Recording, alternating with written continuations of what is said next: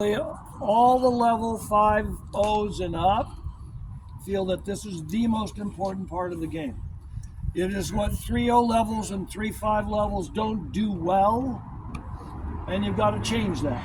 Especially if your goal is you want to play better pickleball. It's resetting the game. All of us can hit the ball hard. We can all flick the ball. We can all pop the ball up. We can all do damage to ourselves without intention. At the point that you're somewhere in the mid-court, you have to determine in your brain cells, you have to determine how to hit the ball that is hit to you back into your opponent's red zone. Where's the red zone? Out here. It's anywhere below, at this point, anywhere below your knees. The idea of your opponent having the ball at chest high and higher, what are they going to do with the ball? They're going to hit the ball low to your red zone. You've got to find a way to get out of that cycle. So the key right now is resetting the ball. And we're going to spend all the time this morning on from different areas of the court, whether it be the kitchen, mostly though in this transition zone, is trying to find a way to get this ball to slowly go over on the other side of the court.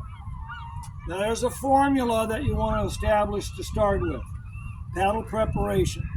So once the ball's off your paddle, on its way to the other side, you should determine what the ball is going to do. Is it too high?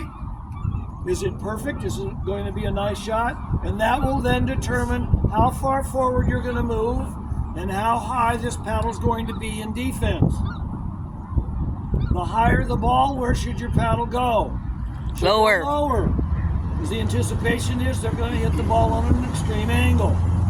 If you hit the ball somewhat level, that paddle should be roughly about hip high to rib cage high. And that paddle doesn't come any higher until you're at the kitchen. So primarily in this middle zone, the transition zone, you are going to be anywhere from rib cage high to mid shin, somewhere in this space. And you want to get used to having your legs bent. Most of us tend to stand up like this and try to hit everything standing tall. Yeah. Very difficult to get the ball back over the net softly. The first tendency is to do this. Flick. When you are resetting, your wrist does not move much at all. Your elbow doesn't move much at all. It's all going to be pivoted from your shoulder.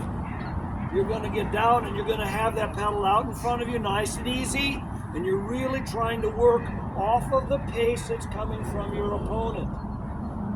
Forehand or backhand. Ideally, you're going to set up more on the backhand side because you can cover more space here. You go to the forehand, you're a little limited crossing over to this point.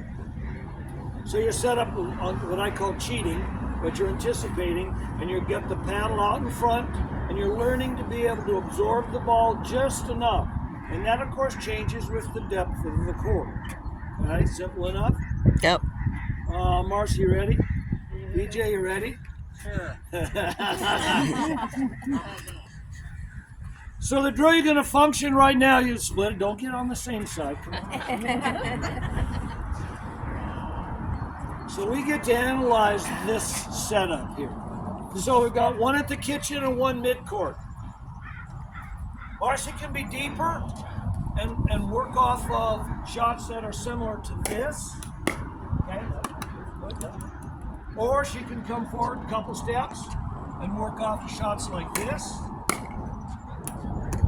Or a little closer and work off of shots that are lower. Those are those three levels.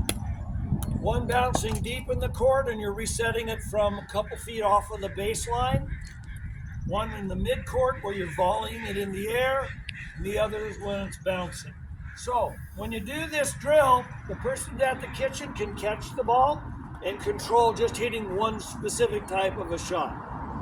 So just hit a couple, and when she hits it back, just good. Catch it, and then do the same thing again. You're staying right where you are. Do a couple.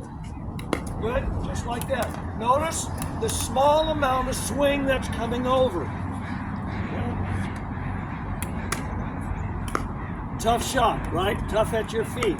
What do you do when a ball's right at your feet? Move You either one. step back, Yeah. or you try to catch that ball out in front, in the air. But once it gets to your feet, you're in trouble if you don't let it happen. Because then we get into this action, where we flick more than we block. Okay, get it? Good? That's good. I like that. Good. And so when you're looking at this reset, you see that ball that you're hitting is coming back fairly flat. What adjustment do you make? No, that's One it. step back. You can step back a little, Mm-hmm. but if it's too flat, open up the face of your paddle. Remember when you're doing this too, the idea is you're trying to buy yourself time to get to the kitchen, so let it float. You're going to get at least get it over the net. Go ahead. Oh, now we're putting some serious. Good. So notice that nice path of the ball. Yeah. Okay? That is going to buy you time to move. Is that a perfect response to it? Maybe not, but at least you're moving forward a little bit. The closer you get, generally should be a little easier to block the shot. Okay, BJ, you're back. Marcy, you're at the kitchen. So you want to do this from various areas on the court. Go ahead. Nice. Good. Sorry, I didn't mean that one,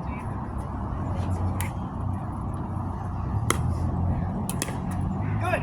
Exactly. That's exactly. And so from the paddle, and you can see BJ step back on that one. From the paddle, off of that paddle, you should be able to determine how good a shot it was. What does that give you the opportunity to do? Set up. Move forward. Because as long as that ball drops into the kitchen, or as long as it's at their feet and lower in the red zone, they cannot attack. They can try to, but they have to hit up first. If you then, by hitting that shot, are able to go from here to here, even this far, that ball has to come up in elevation. It gives you an advantage. Okay, so the first part of the drills we're working on, you're static. Basically means you stay in one position and you get lots of shots. I won't say perfected, but you're going to get used to this space. Step 2 steps ahead, same thing. 2 steps ahead, same thing. Get control of this space. Then have your partner do the exact same thing. Then you do a game out of it. And the person, let's say it's BJ back here, Marcy at the kitchen, hit the ball, get it in place, and when you hit the ball, move. If you hit the ball up, don't move. Stay back, right? The point would be is now you're starting to read your own shot. And when by the time that ball's traveling over the net, what should you be doing? Move. Step. You should be in position and your paddle should be in this space. It should not be, well, what's going on? Should not be where you dropped your paddle. Should not be up here. Okay? If you're doing the drill right, you're going to get a lot of good work mid-kitchen. Now, not only is it really good work for the person that's moving around in the transition zone, but this should be great work for the person that is at the kitchen line.